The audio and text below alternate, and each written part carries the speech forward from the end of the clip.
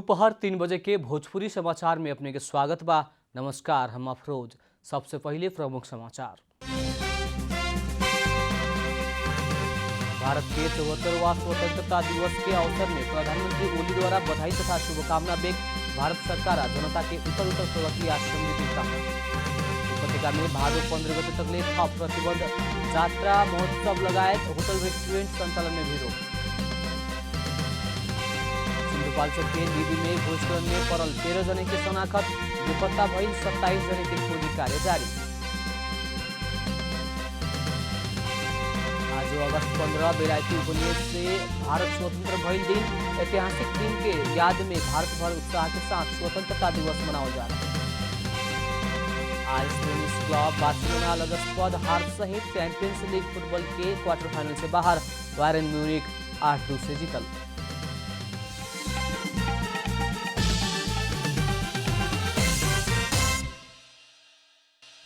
अब पूरा समाचार। भारत के 74वां स्वतंत्रता दिवस के अवसर में प्रधानमंत्री केपी शर्मा ओली भारतीय समकक्षी नरेंद्र मोदी के बधाई तथा शुभकामना देहले बानी। प्रधानमंत्री ओली आज सवेरे सामाजिक सञ्जाल ट्विटर मार्फत भारत सरकार भारतीय जनता के स्वतंत्रता दिवस के अवसर में शुभकामना देहनी है। प्रधानमंत्री ओली भारत सरकार भारतीय जनता के उत्तरोत्तर प्रगति आ समृद्धि के कामना कैले बानी। सन 1947 में आजुए के दिन ब्रिटिश उपनिवेश से भारत मुक्त भइल रहे। ओकरा बाद से भारत अगस्त 15 के स्वतंत्रता दिवस के रूप में मनावते आइल बा। उपत्यका के तीनों जिला के प्रमुख जिला अधिकारी के संयुक्त बैठक से भादो 15 गते तकले विभिन्न गतिविधि में प्रतिबंध लगौले बा। कालू संजिया बैठल बैठक खुला स्थान में जमा होके के भीड़भाड़ करेला आ सभा जुलूस करेला, भीड़भाड़ होखे वाला गतिविधि जैसन यात्रा आ महोत्सव में प्रतिबंध लगौले बा। वैसे ही उद्योग व्यापार व्यवसाय अंतर्गत के स्वास्थ्य मापदंड विपरीत के क्रियाकलाप सब, चाड पर्व लगायत के धार्मिक सांस्कृतिक कार्य करेला होखे वाला जमघट, शैक्षिक संस्था संचालन करेला सब किसिम के सभा गोष्ठी तालिम में रोक लगाउले बाटे। सिनेमा हॉल, पार्टी पैलेस, मनोरंजन, salon, beauty parlour, spa, swimming pool, gym खाना, समूह में खेले वाला खेल, पुस्तकालय, संग्रहालय, चिड़ियाखाना लगायत के क्षेत्र संचालन में रोक लगाउले बा। ऐसे ही फुटपाथ, खुला ठाउँ आ ठेलागाड़ा, साइकिल में बेचे वाला विभिन्न सामान, कबाड़ी, उद्योग व्यवसाय संचालन खातिर स्वास्थ्य मापदंड विपरीत श्रमिक कामदार के ओसार पसार, टेक अवे बाहेक होटल रेस्टोरेंट संचालन करला भी भादो 15 गते तक रोक लगाउले बा। विश्वव्यापी महामारी के रूप में फैल रहल कोरोना वायरस महामारी रोकेला सरकारी निर्णय कार्यान्वयन में कड़ाई कैले बा। सरकार अनुमति बिना उपत्यका प्रवेश करे के खोजल 19,000 से ज्यादा के विभिन्न नाका से लौटा देहले बा। संक्रमण रोकथाम तथा नियंत्रण खातिर नेपाल सरकार मंत्रिपरिषद से विभिन्न मिति में भयल निर्णय के प्रभावकारी कार्यान्वयन खातिर गृह मंत्रालय मातहत सुरक्षा निकाय तथा सब जिला प्रशासन कार्यालय के जरूरी सूचना जारी करत निर्देशन देहले बा। सरकार काठमाडौँ उपत्यका भीतर काठमाडौँ जिला में 5, ललितपुर आ भक्तपुर जिला में 4-4 गो अनुगमन टोली परिचालन करके अनुगमन तथा कार्रवाई के कड़ा बनावल जनौले बा। ऐसने किसिम के अनुगमन टोली परिचालन करेला गृह अन्य जिला के समेत निर्देशन देहल जनौले बा। वैसे ही सरकार अनुमति बिना काठमाडौँ प्रवेश करे के खोजल 19,000 से ज्यादा के विभिन्न नाका से फिर्ता पठा देहले बा। काठमाडौँ उपत्यका भीतर आ 200 से ज्यादा संक्रमित रहल जिला में जोड़ बिजोड़ प्रणाली में सवारी चलावे देवे के, आवागमन खातिर तोकल गाड़ी ही चले देवे के, अनिवार्य मास्क लगावे पड़े के, व्यक्तिगत दूरी कायम करे पड़े के लगायत के निर्णय भी मंत्री परिषद बैठक कैले बा। उहे मुताबिक गृह मंत्रालय 77 जिला प्रशासन के आ सुरक्षा निकाय में सर्कुलर कैले बा। सिन्धुपाल्चोक के जुगलदू लिदी में सुख के भइल भूस्खलन में परके मृत्यु भइल 13 जने के शनाखत भइल बा। सब मिलल सब 13 जने के पहिचान खुलल जिला प्रहरी कार्यालय के एसपी प्रज्वल महर्जन जानकारी देहने।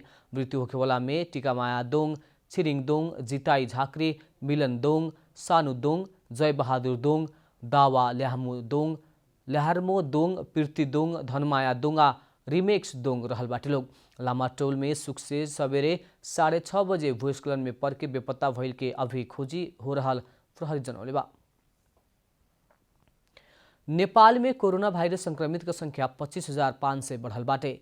वीरगंज में थप 1 जने के कोरोना संक्रमण के कारण मृत्यु भइल बाटे। कोरोना संक्रमण के कारण वीरगंज महानगरपालिका 12 के 60 वर्ष के पुरुष के सुख के राति मृत्यु भइल कोरोना अस्थायी अस्पताल गंडक के संयोजक डॉक्टर उदय नारायण सिंह जानकारी देने। कोरोना संक्रमण पुष्टि होके अस्थायी कोरोना विशेष अस्पताल में इलाज करा रहल उनकर सुख के राति करीब 8 बजे मृत्यु भइल सिंह बताउने। पैरालाइसिस चीनी के समेत बीमार रहल उनकर कोरोना संक्रमण पुष्टि होके बीतल साउन 27 गते इलाज खातिर अस्पताल भर्ना भइल रहलन। एकरा साथे बिरगज में अभी तकले कोरोना संक्रमण के कारण 26 जने के जान गइल बा, जेमे से पर्सा के 19, बारा के 5, रौतहट के 1 परिचय खुले ना सकल 1 जने रहल बाटे। ऐसे ही लुम्बिनी प्रादेशिक अस्पताल बुटवल में इलाज करा रहल 1 जने के कोरोना वायरस के संक्रमण के कारण मृत्यु भइल बा। आज सवेरे मृत्यु भइल कपिलवस्तु के 42 बरस के उ बीमार 3 दिन से अस्पताल में भर्ना भइल रहलन। उनकर फेफड़ा में समस्या भइला से आईसीयू में राख के इलाज होत रहे। इलाज के ही क्रम में उनकर मृत्यु भइल अस्पताल के प्रवक्ता डाक्टर विष्णु गौतम जानकारी देने। अभी नेपाल में 17,077 जने कोरोना संक्रमित डिस्चार्ज भइल बा। भोजपुरी समाचार में अब छोड़ विश्राम।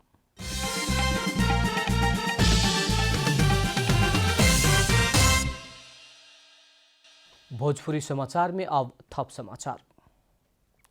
जनकपुर जलेश्वर भित्ता मोड़ सड़क खंड निर्माण कार्य नावराते भस्के के शुरू भइल बा। निर्माणाधीन 4 लेन सड़क खंड के ज्यादातर ठाउँ में पिच, कलभटा, पुल निर्माण के काम बाकी बा। जनकपुर जलेश्वर भिट्टा मोड़ सड़क खंड निर्माण कार्य नावराते भस्के के शुरू भइल बा। हुलाकी राजमार्ग निर्देशनालय के निगरानी में निर्माण हो रहल सड़क में गहिर खाल्टा पर्ला के बाद सवारी साधन आवागमन संगे पैदल यात्रियों के भी समस्या भइल बा। जलेश्वर र भिट्टा मोडको सडक आज 15 वर्षदेखि बन्दै गरेको सडक एक तर्फबाट बन्दै छ, एक तर्फबाट टुटिसकेको छ। ठेकेदारले काम गर्न छोडिसकेको छ। अब जनकपुरबाट आउँदाखेरि नै धेरै ठाउँमा टुटेको छ। भर्खरै मधेसका सबैभन्दा ठुलो नेता माननीय मोहन ठाकुरज्यू यही क्षेत्र 3 नम्बर क्षेत्र जलेश्वर यहाँ निरीक्षण गर्न आउनुभएको थियो उहाँ आफ्नो योजनाहरू। तर जलेश्वर र भिट्टा मोड सडकको निरीक्षण किन गर्नु भएन र उहाँ सदनमा किन आवाज उठाउनु हुने? यो पुरानो सडकलाई किन जीर्णोद्धार गरिँदैन? किन राम्रो एस्फाल्ट कङ्क्रिट राखिँदैन? यसमा ठुलो भ्रष्टाचारी भएको छ, यसको छानबिन हुनुपर्छ। 3 वर्ष भीतर निर्माण संपन्न हो चुके वाला सड़क ठेकेदार के लापरवाही के कारण म्याद बढ़ला पर भी अभी भी निर्माणाधीन अवस्था में बा। तत्कालीन भौतिक पूर्वाधार तथा यातायात मंत्री रमेश लेखक 3 वर्ष में संपन्न करे वाला हिसाब से 2073 भादो 25 गते सड़क के शिलान्यास कैले रहने। 93 करोड़ 43 लाख के लागत में निर्माण हो रहल सड़क के खातिर जनकपुर से महोत्तरी तकले प्रतिभा YJV 9 किलोमीटर 43 करोड़ 56 लाख आ पर्सा से भिट्टा मोड़ तकले 9.56 किलोमीटर के खातिर आशीष पप्पू रोशन जेबी 49 करोड़ 89 लाख में ठेका लेहले रहे। 1 वर्ष पहले अनुगमन समिति के संयोजक इंदु शर्मा कमसल सामग्री के प्रयोग, मापदण्ड विपरीत निर्माण, गुणस्तरहीन निर्माण भइल सहित के प्रतिवेदन विकास तथा पूर्वाधार समिति के सभापति कल्याणी खड्का के बुझावला पर भी अभी तकले कार्रवाई होखे नहीं के सकल। र अहिले चाहिँ त्यो बाटोहरुमा कहीँ खाला खुली परेको जनकपुर जाँदाखेरि तर कम्प्लिट गर्न बाँकी छ। वहाँ ठाउँ ठाउँमा पनि कम्प्लिट भएको छैन। त्यो कम्प्लिट भएपछि हामी सबै एकदम राम्रो बनाएर हस्तान्तरण गर्न सरकारलाई भन्ने खालको चाहिँ यो हाम्रो हुलाकी सडककोबाट डी हिसाब हुन्छ उहाँबाट मैले कुरा गरेको छु र फेरि पनि उहाँहरूले त्यो कम्प्लिट गर्ने बेला गर्नु भएन भने त्यस विषयमा हामी फेरि बसेर उहाँहरूलाई हामी सजग गराउँछौँ र तपाईँहरूले यसको फलो गरिरहनु होला। समझौता मुताबिक टन के टन भारी लेके 18 चक्का वाला मालवाहक सवारी साधन चले के भइला से डीबीएस पिच कैल सहित के सड़क निर्माण होके परे के हुए, लेकिन मापदण्ड विपरीत सामान्य ओटा सील पिच कैल प्रतिवेदन में उल्लेख बा। महोत्तरी से नवीन झा की रिपोर्ट। अब आर्थिक समाचार।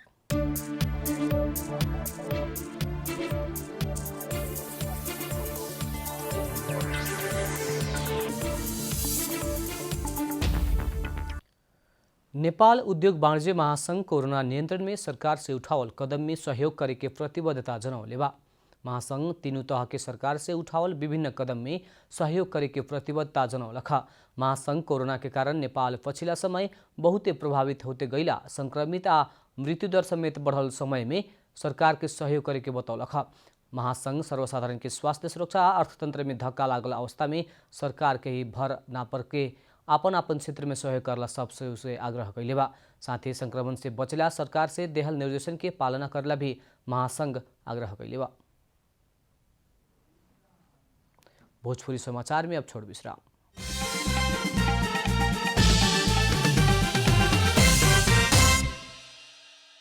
भोजपुरी समाचार में अब अंतर्राष्ट्रीय समाचार।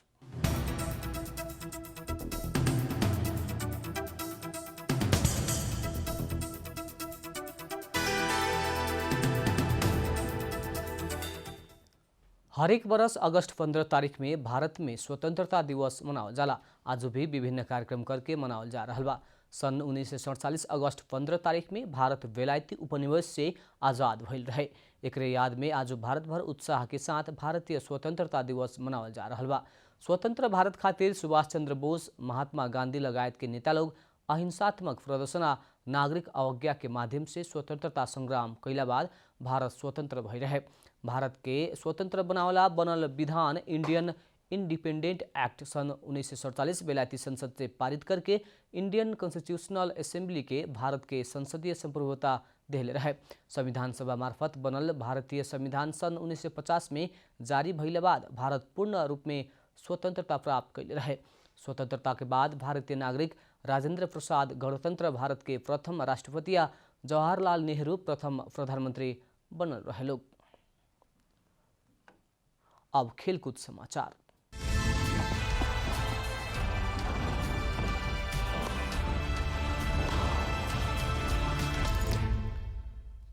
स्पेनिश क्लब बार्सिलोना लज्जास्पद हार सहित चैंपियंस लीग फुटबॉल में क्वार्टर फाइनल से ही बाहर भइल बा।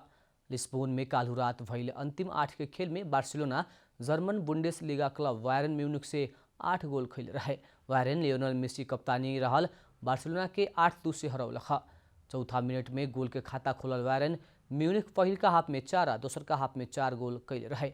बार्सिलोना पहिल का हाफ आ दोसर का हाफ में 1-1 गोल कैले रहे। सन 1991 ने बार्सिलोना पहिल का बेर 6 से ज्यादा गोल से अंतर से हारल हा। सन 1951 में बार्सिलोना एस्पेन्योल से 6-0 से हारल रहे।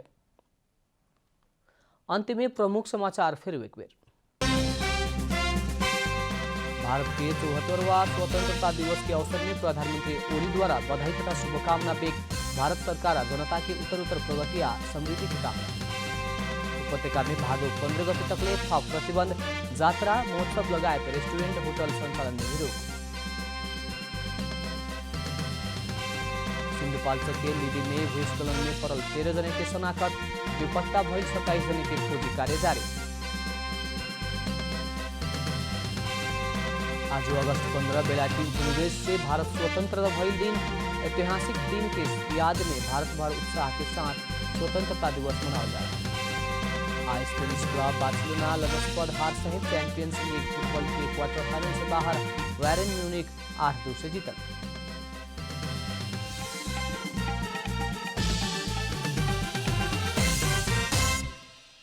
भोजपुरी समाचार अभी खातिर इतना ही। जनता द्वारा जनता खातिर प्रसारित जनता टेलीविजन के कार्यक्रम सब यूट्यूब, ट्विटर, फेसबुक और हमने के वेबसाइट जनतासमाचार.com में भी पढ़ा देख सकत बानी।